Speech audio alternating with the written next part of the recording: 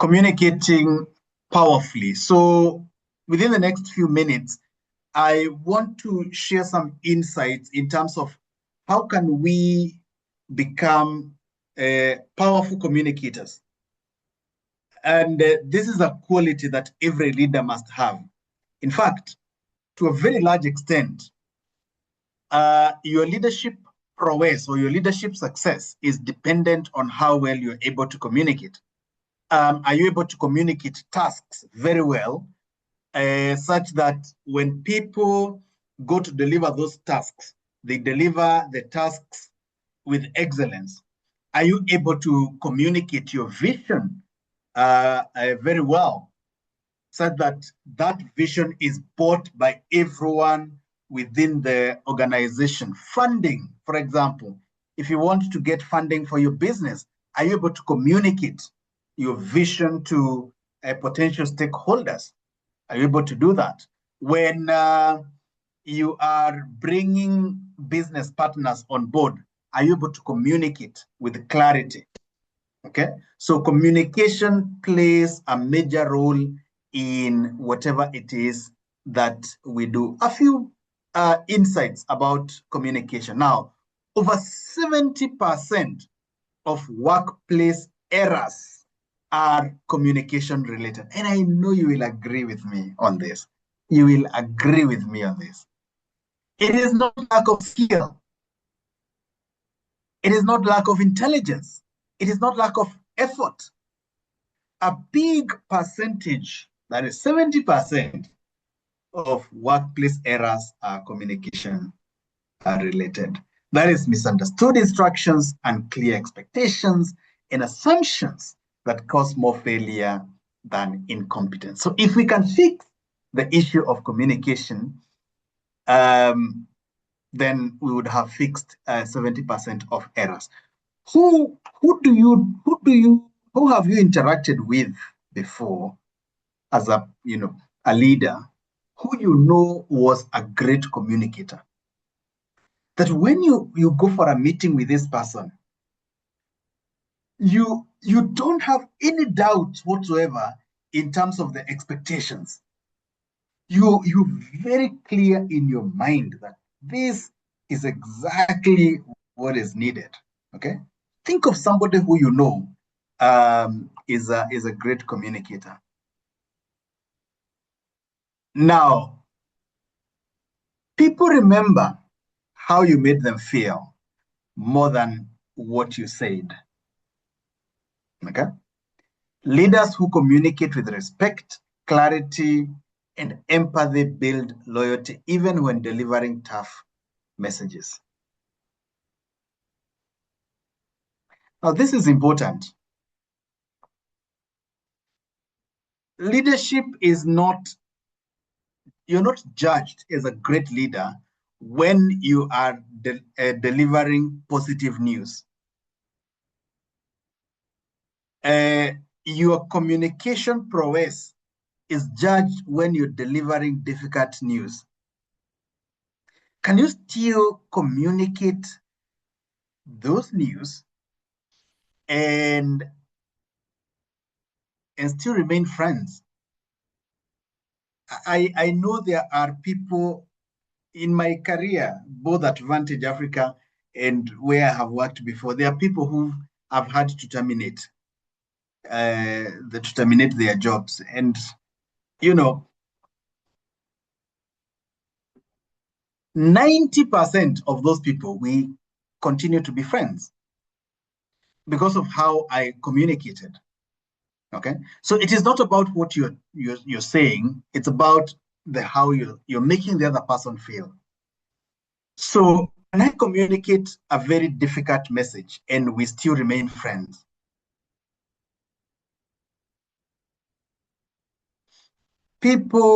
when people resign from jobs because they're frustrated, they don't resign because of what you did or because of what you said.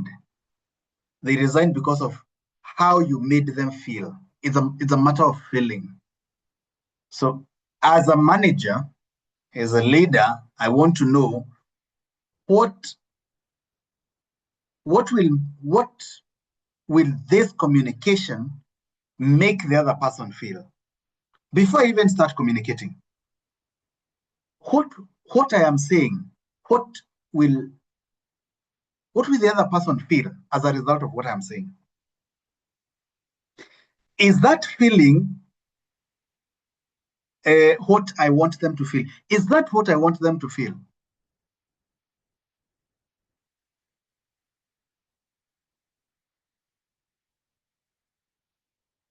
I can talk a lot about this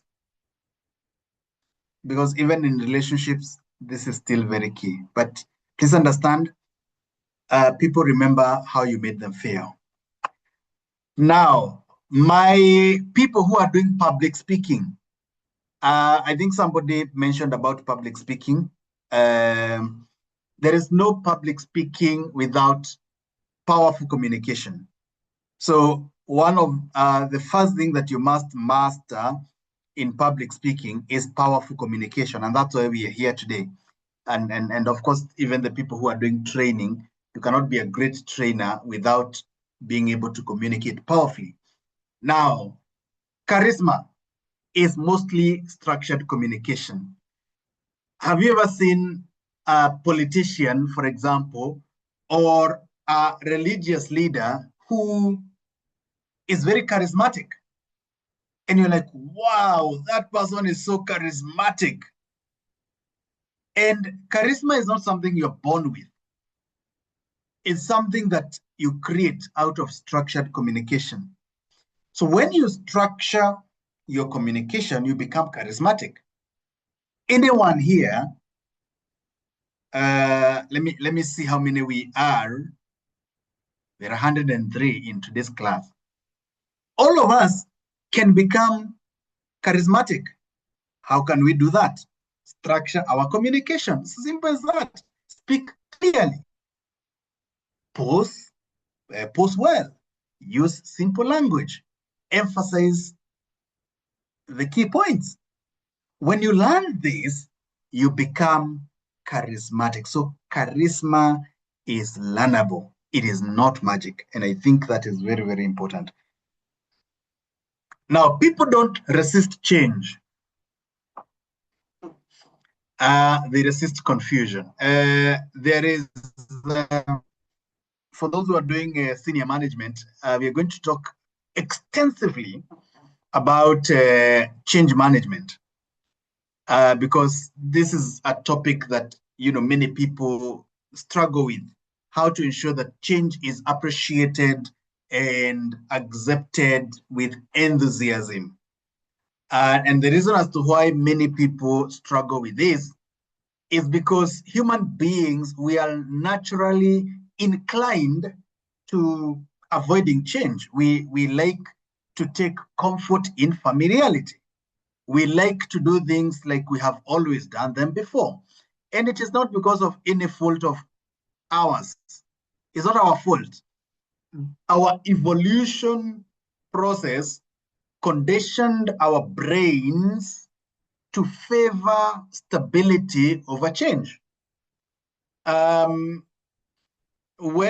you look at Darwin's theory, survival for the fittest, when we were in the caves, okay, there were two types of human beings, Homo sapiens. There were two types.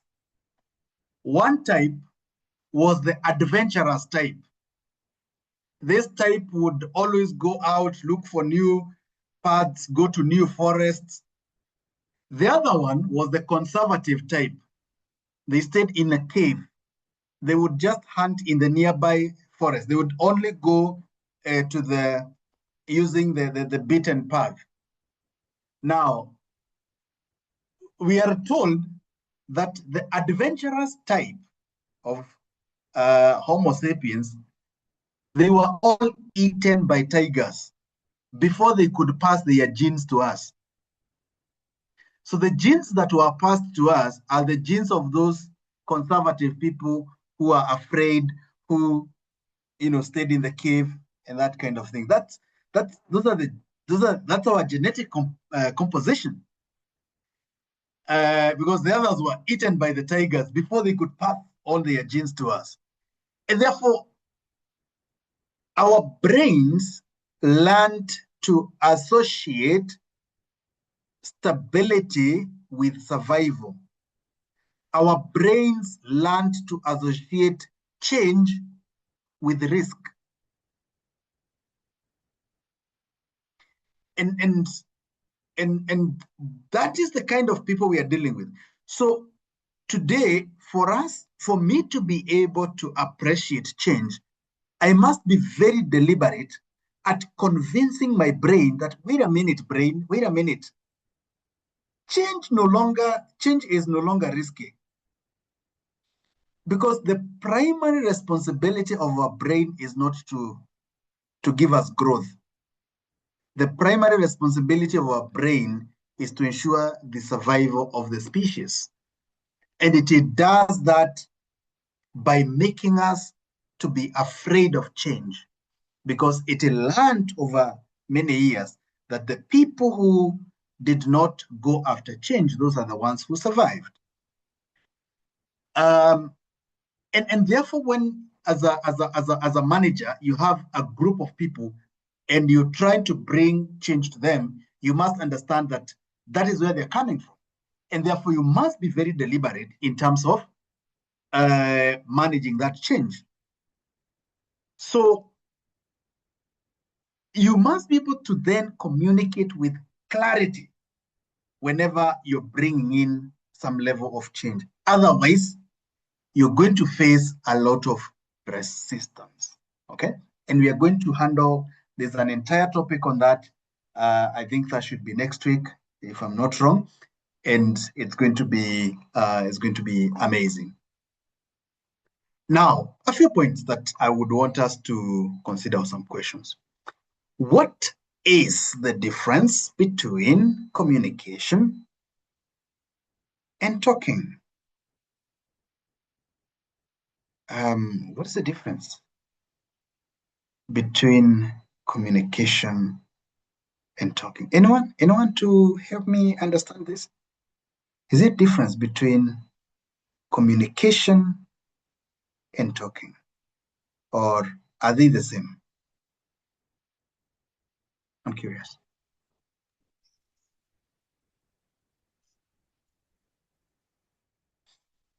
Anyone who wants to try? Let me. Yeah, go ahead. This Jomo. Talk to us. Yeah, communication is when you're passing a message across from one person to another, from one channel to another, and talking can be an utterance. You're thinking, probably you don't necessarily pass a message. You can talk to yourself. Talking is an utterance. Communication is passing information from one person to another. Okay. Good one. Kate is saying communication is passing the message. Somebody else is asking, can somebody who lacks aura be taught how to be charismatic? Absolutely. Robert, talk to me. Communication and talking. Yes, I guess communication is, talking is it's more informal.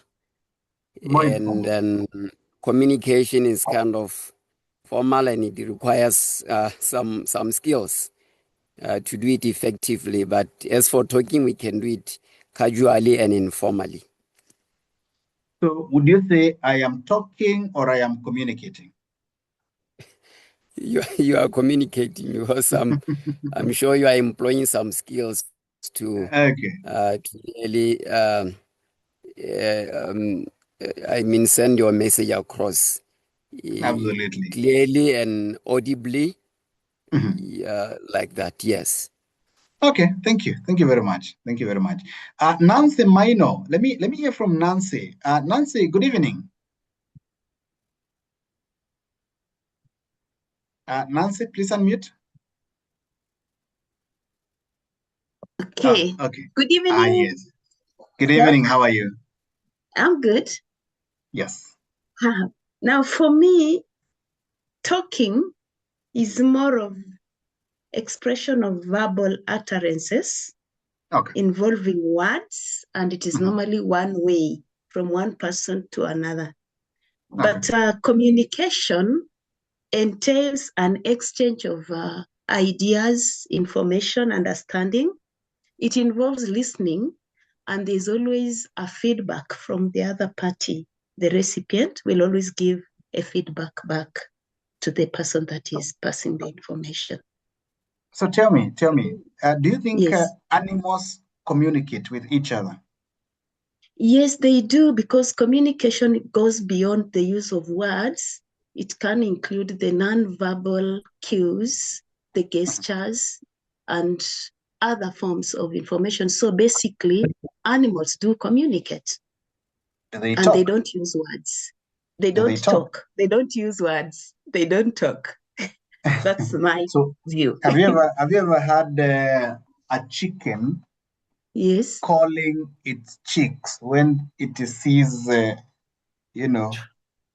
whatever? Yeah, it calls them. It actually uses sound. Isn't that talking?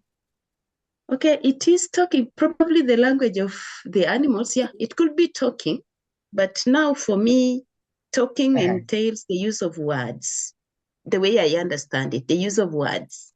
So for the chick, and then even for the chicken, when it talks to its chicks, it makes the sound and there is a response. The chicks maybe will run to the mother or run for hiding or something. So there's a feedback that comes from that. So to me, it's not talking, it is communication. Okay. Dr. David, I'm trying to understand these two terms, and I want us to use the issue of animals, especially because there are some parrots that can mimic your words. So I don't know, do animals talk, and what's the difference between talking and communicating? Thank you, Dr. I hope you hear me. Yes, I can hear you.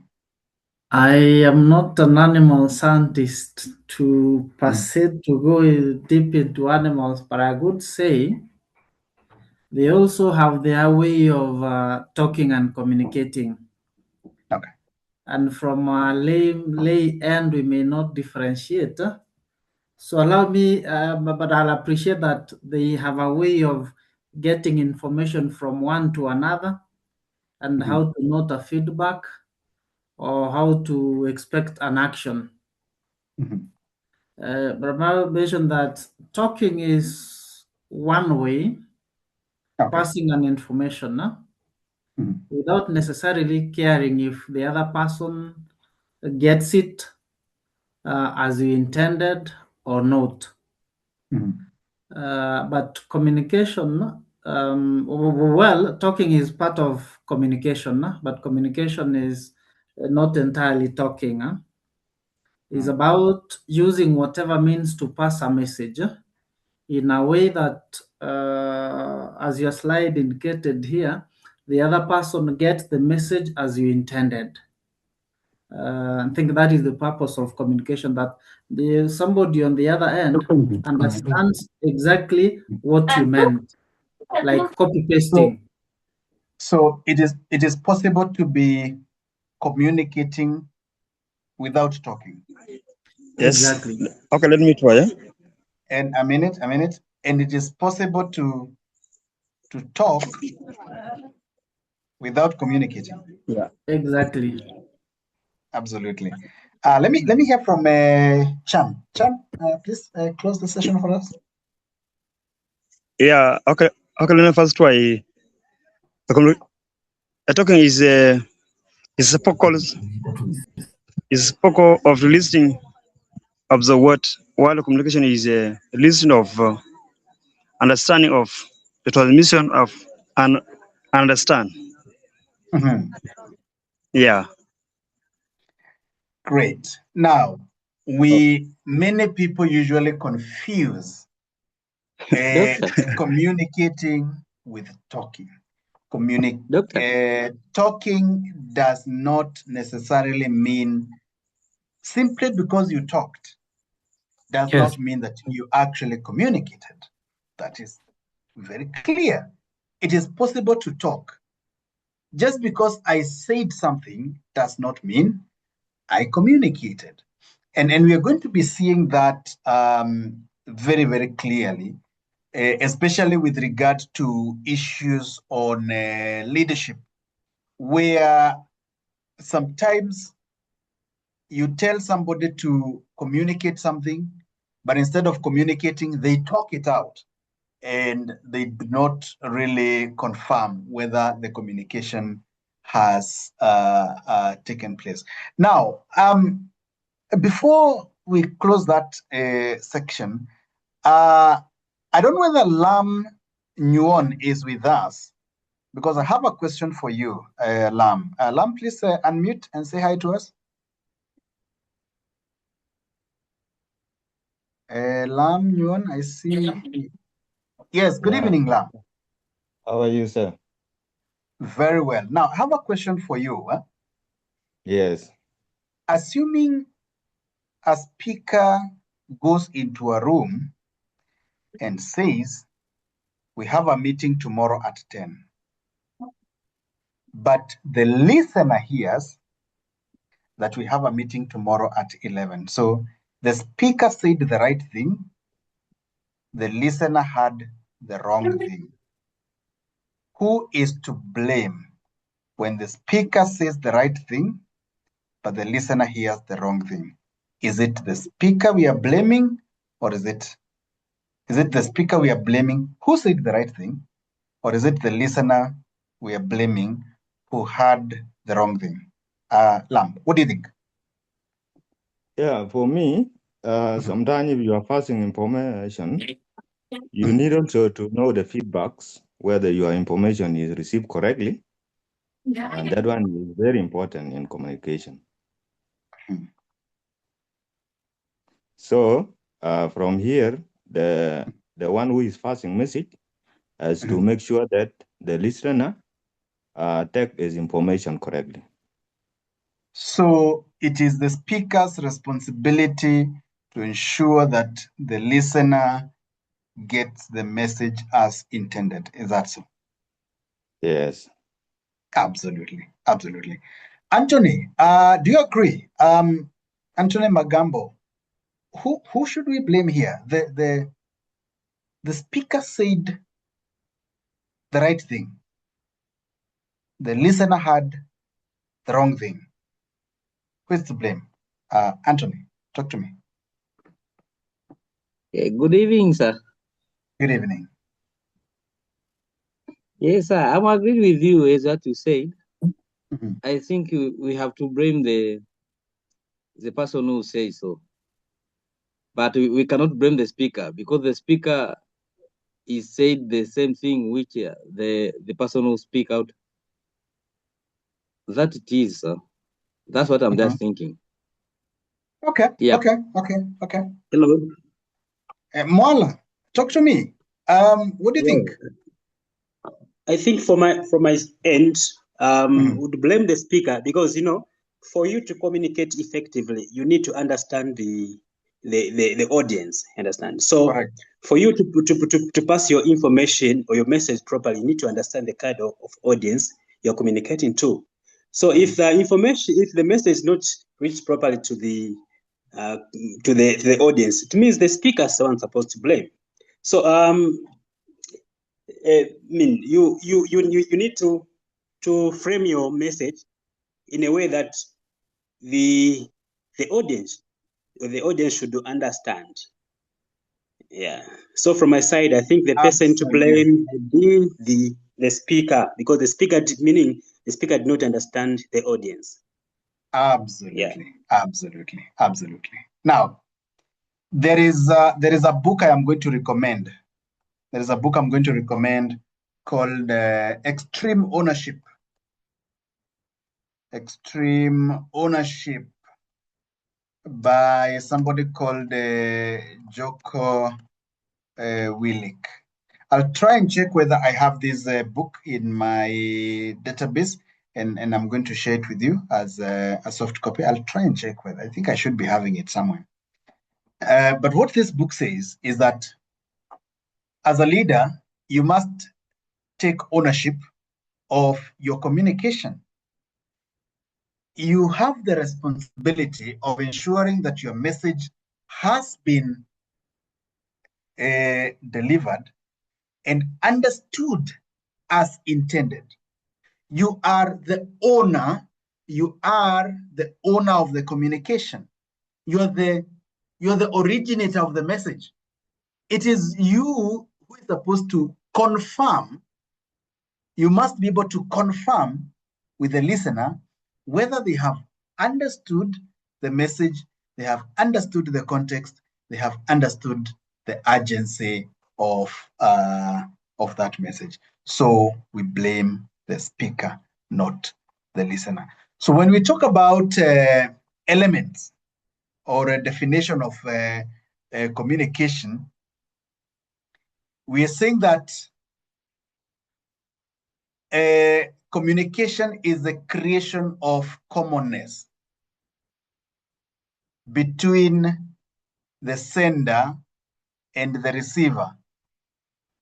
We want to create a common understanding so that what is in the mind of the sender is also in the mind of the receiver, or gets to the mind of the receiver.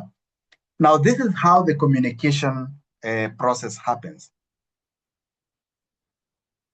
What we are seeing here in green is what the sender said, but the receiver did not hear. So, for example, we are having this session for 1 hour, okay, approximately. If I say 1,000 words, how many of those words will you hear and retain? Okay. If I said 500 words, which because of something, maybe somebody called you or because there was some noise somewhere, for some reason you did not hear, that is what is in green. What I said, but you did not hear. Okay, that's number one. Number two, what the receiver heard, but the sender didn't say. For example, you can get to a point and you're like, hey, I think Doc said that we have a class tomorrow. No, I didn't say that. But for some reason, you thought I said it. Or, oh, Doc said, we are going to meet, we are going to go for a picnic tomorrow. You think I said that, but I didn't say that. Okay. So there are things that somebody hears you saying, but you actually didn't say them. They're like, when did I say that again? Remind me. I can't remember saying that. Sure, I'm the one who said that. I didn't say that.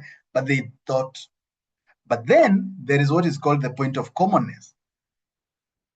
Now, this is what the sender said, and it was accurately received by the receiver. This is what we have here as white. So our role when it comes to communication is reducing the green side, reducing the yellow side, and increasing the white. Because that white spot is what represents what I actually said and what was actually received by the receiver. So that becomes very, very important. Now, there are many things that would contribute to this green. You see this green here? What would make me say things, but you don't hear them? Or you don't understand? Or what would make you understand or think I said things that I'd never said? What would what factors would contribute to the shrinking of the white space? These are what we call the barriers to effective communication. And there are very many things like sabotage, poor planning, ignorance, environment, hatred, different status, class difference, prejudice, background, personality, age difference, feelings, language barrier, attitude, education level, and many others, including rumors. So all these can be barriers to effective communication. Now, and of course, many others. What is your role as a communicator in regard to these barriers? What do you need? What is your response? What is your response? Your response should be to plan in advance on how to prevent each of these from affecting your communication. Okay. For example, about 2-3 weeks ago, I was invited to speak to a group of youth in a church setup, and they were young people. I think 18 years, around 17, 18 years, and one of the things I knew is that the age difference, I am twice their age, so the age difference might be a huge barrier.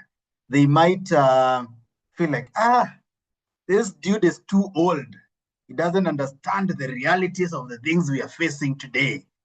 And therefore, what I did was to plan in advance. How will I overcome this barrier?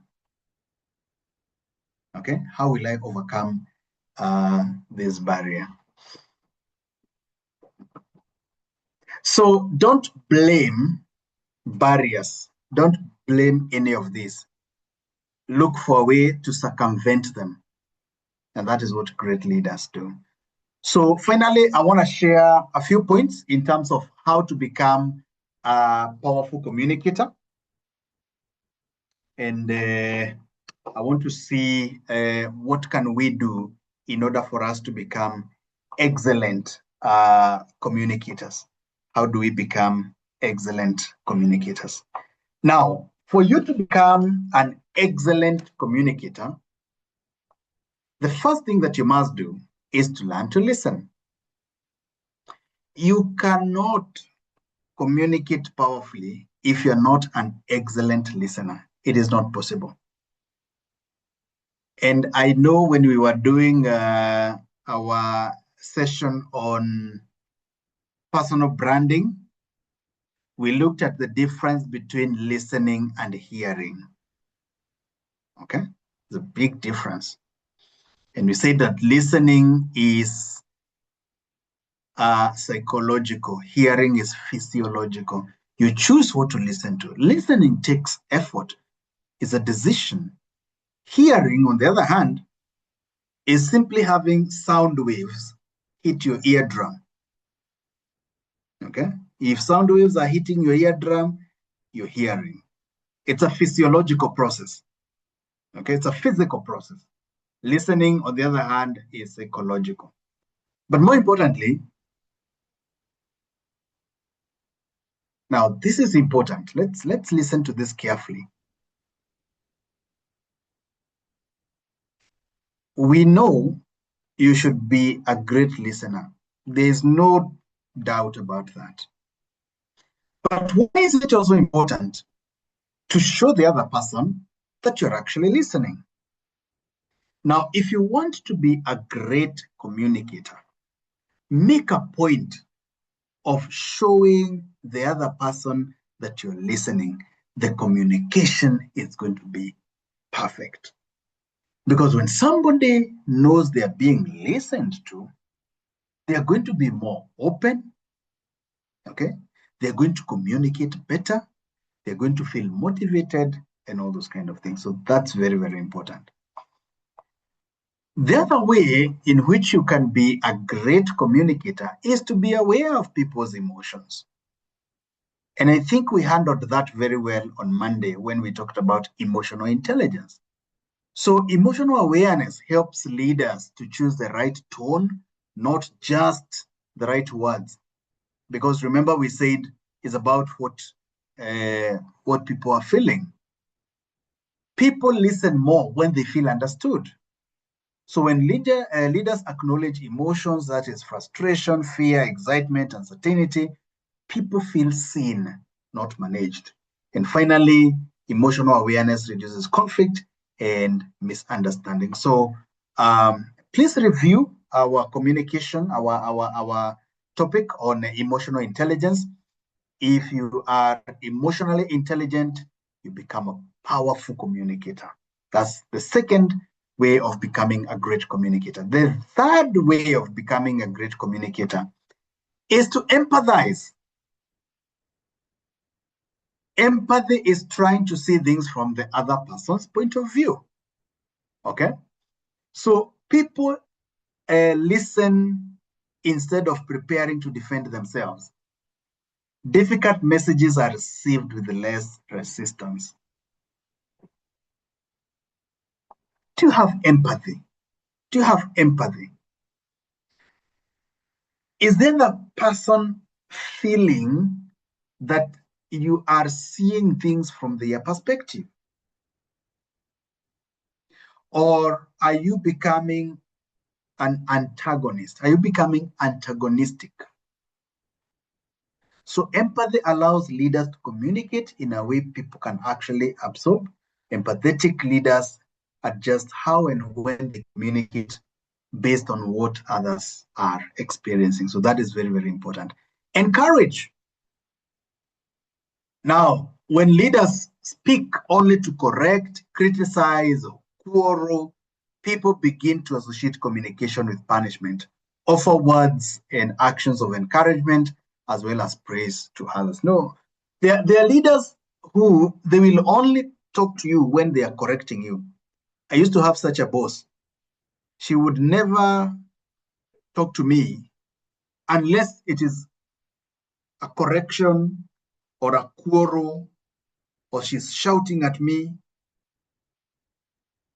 And therefore, even if she would say something nice to me, because she had conditioned my brain to be defensive all the time, it would take a lot of energy to actually believe that she's actually saying something nice to me. I would always be like, am I being fattened for a kill? You know, that's a vibe. So, but as leaders, we need to be able to encourage, and that, helps our communication to be way better. As a leader, the way you communicate as a leader is very different from the way you communicate as an ordinary person. Your communication as a leader requires a higher level of focus. And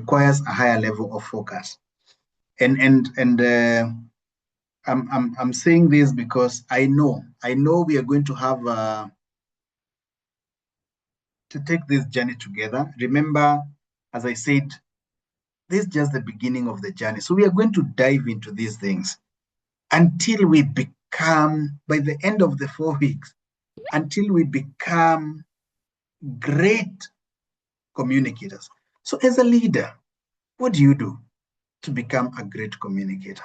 Mind the say-do gap.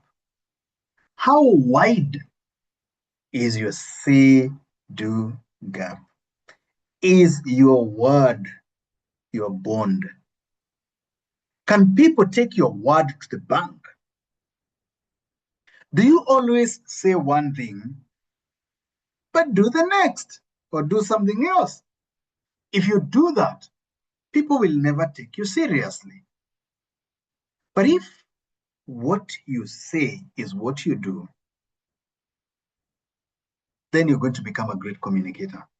I am thinking on Monday. On Monday, I'll be talking to the team that is doing senior management. And I think one of the topics we're going to be looking at is the principles of high impact leaders. And one of the principles we usually talk about is integrity. And I will be defining integrity as a situation where you can draw a straight line from your thoughts, your words, and your actions. What you think is what you say, and what you say is what you do. Okay? So mind the say-do gap. Make the complex simple. I always say, especially for me as a teacher, and for my team there that is doing training of trainers, there's something I'm going to be hammering in. I'm going to be hammering a point to the TOT team. If you cannot explain it in simple words, then you don't understand it well enough. Some people hide their ignorance behind very difficult words. When you see somebody is using jargon to explain a concept, they are hiding their ignorance behind that jargon because they're scaring you off so that you don't ask them questions. So they hide. So it's just like when two people are arguing. Have you ever seen two people who are arguing? We used to be told back in school, the emptier the head, the louder the voice. But people who have great points up here, they speak slowly. You know, it's a lower voice, but every point is a powerful point. Okay? Simplify things without necessarily being simplistic. You can be simple without being simplistic. Please find out the difference between those two. Find your own voice. If you want to be a great communicator, find your own voice. Be yourself. Everyone else is taken. You can only be you. You can only be you. Okay? Because everyone else, if you try to copy somebody, if you try to copy Dr. Benson, you will never lead in your field. You'll never lead because you're copying somebody else. You can only be the best if you become yourself. So everyone else is taken. Anthony is taken. You cannot be Anthony. James Owino is taken. You cannot be James Owino. You can only be yourself. So be yourself and be comfortable in your own skin. If you do that, then you will be a great communicator. Be visible. Now, I always tell managers when I'm training them, there are some people who hide behind memos. You hide behind emails, okay? You hide behind notices and all those kind of things. People are not feeling you. They're not feeling your presence. So you just throw those memos and warning letters and all those kind of things from the comfort of your big desk. Don't do that. Be visible. Let people feel your presence. By doing that, you're going to be a great communicator. Listen with your eyes as well as your ears. Listen to what is being said, but more importantly, listen to what is not being said. Because what is not being said is most of the times the truth. Okay? Because especially when people are speaking to you and you're their boss, they really measure a lot what they say, and therefore they hide many things. But what is not being said, if you're able to see what is not being said, then you will be able to get everything. Now, I didn't want to stop there with regard to communicating powerfully. But as I have said, we are starting this journey. We're starting this journey, and we are going to take this topic very, very seriously. And we are going to test ourselves along the way. We're going to test ourselves along the way. How powerfully can we communicate? How powerfully can we communicate? Are you a powerful communicator? If you can crack the issue of communication, then so many of the challenges that you're facing will disappear. So thank you very much. Allow me to stop because I'm getting into another session, but we are going to be giving you guidance in terms of the next time we are going to have a session. Most likely, we are going to meet for another session on Monday, same place, same time. But as I said, if you haven't registered, please ensure you register because this is the last session that we are going to be inviting all of us. Going forward, we are going to be engaging those who have registered. So please reach out to your class representative, the class coordinator, and make the registration. Otherwise, thank you very much. It's been a pleasure hosting you for tonight's session. I wish you a very good evening, and may you be great and exceptional communicators. Have a good evening. Thank you. Thank you, Professor. Thank you. Bye. Yeah. Thank you. Good evening. Thank you, Akot. Good evening, sir. Thank you. Thank you so much, Professor. Thank you. It has been a nice class. It was powerful. Thank you.